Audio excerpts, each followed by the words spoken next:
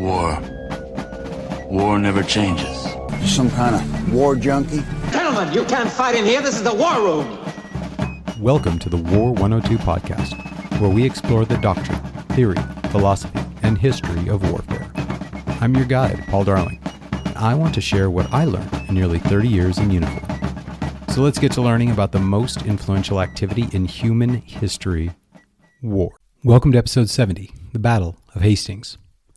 October 14th, 1066 is an important date for the English-speaking people, as William the Conqueror took the throne of England from King Harold II, the last Anglo-Saxon king of England.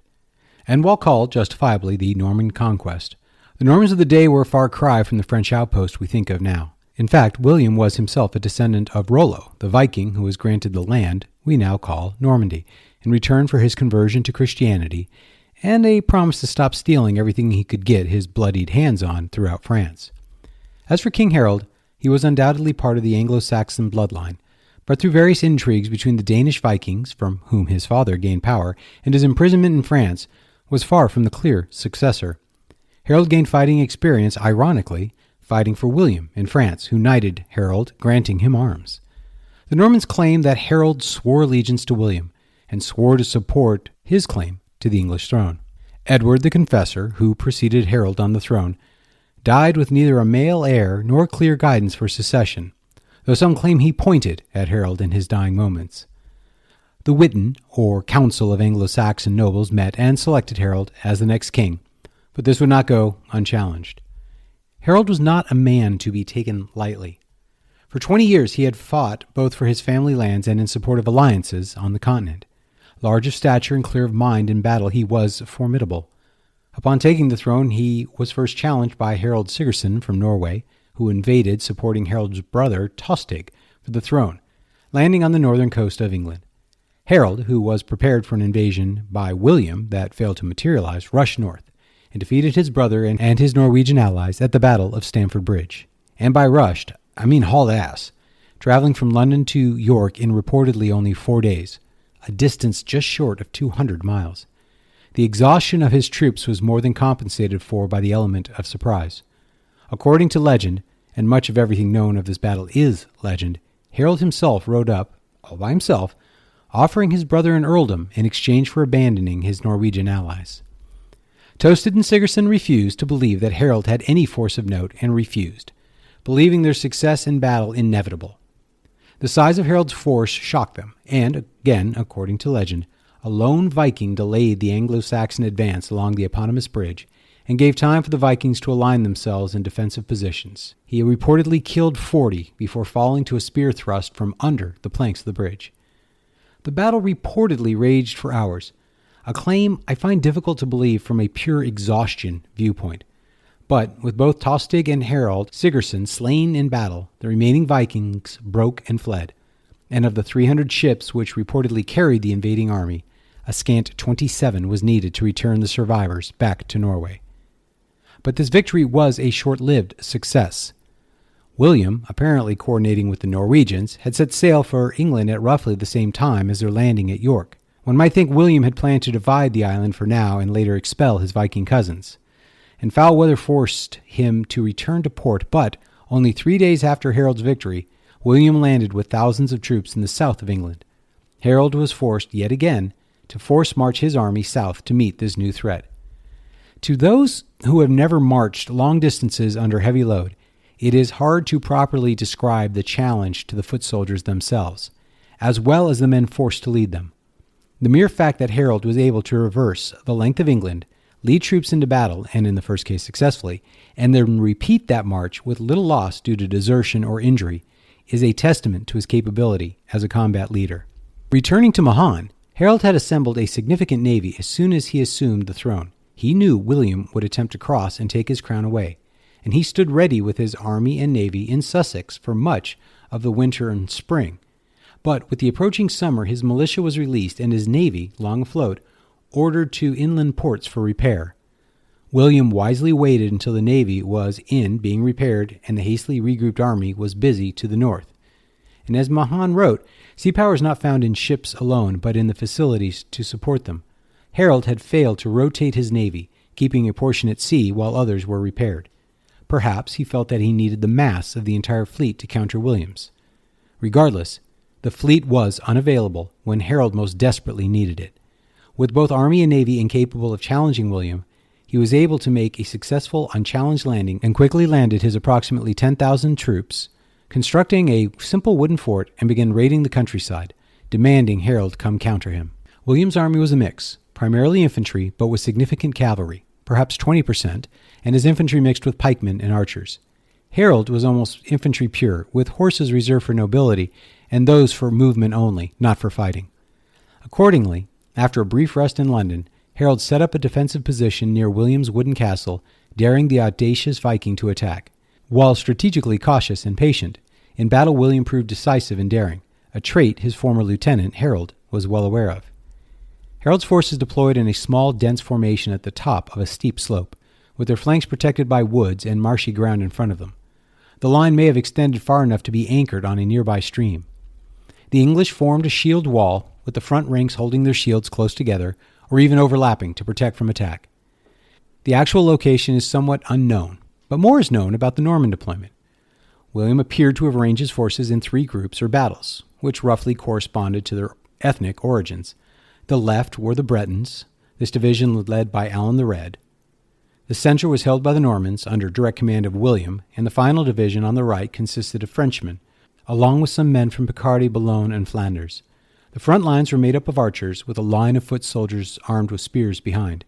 There were probably a few crossbowmen and slingers in with the archers, and the cavalry was held in reserve, waiting for a gap or broken army. William's disposition of his forces implies that he planned to open the battle with archers in the front rank, weakening the enemy with arrows, followed by infantry who would engage in close combat. The infantry would create openings in the English lines that could be exploited by a cavalry charge to break through the English forces and pursue the expected fleeing soldiers.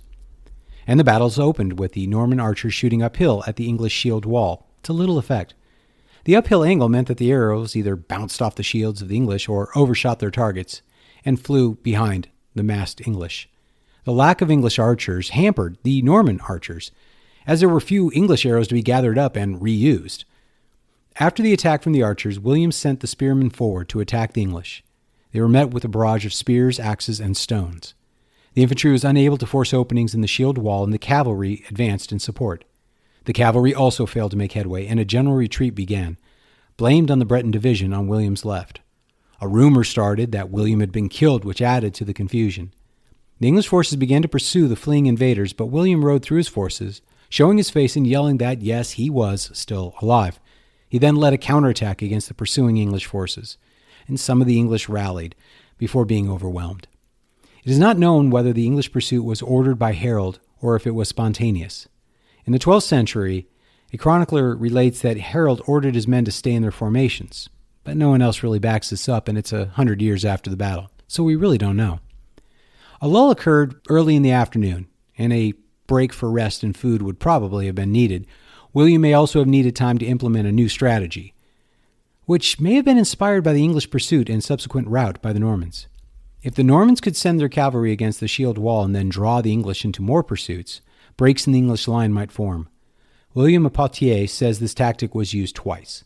Although arguments have been made that the chronicler's accounts of this tactics were meant to excuse the flight of the Norman troops from battle, it wasn't a false retreat, it was a real one that William managed to fix. But this was a tactic known, and the Normans had used it before, and it's been used in antiquity. The feigned retreat to break a solid defense is not uncommon, and I have to expect that this was a deliberate strategy on the part of William. And while the feigned flights did not break the lines, they certainly thinned out the infantry in the English shield wall. These infantry were supported by reserves who came forward, and the archers appear to have been used before and during an assault by the cavalry. In the end, the best we can do is know that there were several attacks by the Normans on the English defensive positions, and at times the English, after repulsing the Norman attack, pursued them. We don't know how many times this happened. We don't know whether it was deliberate. We don't know whether Harold actually ordered these attacks. We don't know if William really had a rumor of him being dead. All these things are quite possible, but really we don't know. All we have are the myths of the battle. But what we do know is at some point, late in the fighting, Harold fell.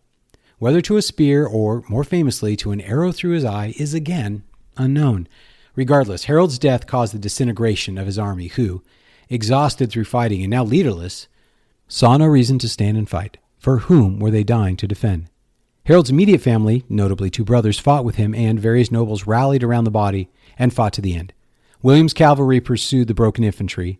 The professionals did mount a hasty rearguard defense at Malfos, otherwise known as the Evil Ditch, allowing many others to escape, and an heroic death eventually found to the English who held up the pursuing Norman cavalry. Some have argued that the combined arms of the Franco-Normans proved superior over the northern German-Danish infantry. Obviously, since William won, the point cannot be discounted out of hand. However, the infantry wall held, and it took a full day of fighting and some poor tactics on the part of the English, and, ultimately, the fortuitous or tragic, depending on where you stand on the issue, death of Harold, for William to finally conquer, and earning his sobriquet.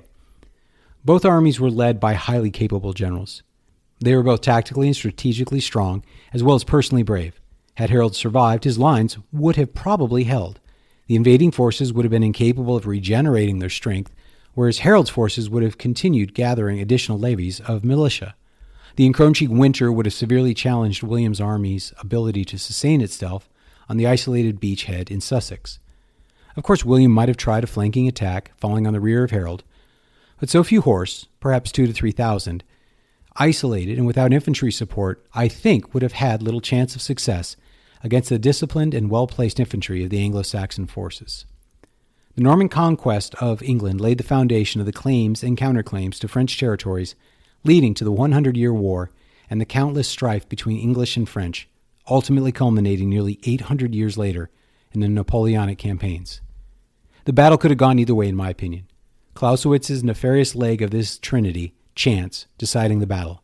Had William, who shared as much risk as Harold, fallen, most likely the English would have won, and the conquered Normans sent packing, much as the surviving Norwegians did but weeks earlier.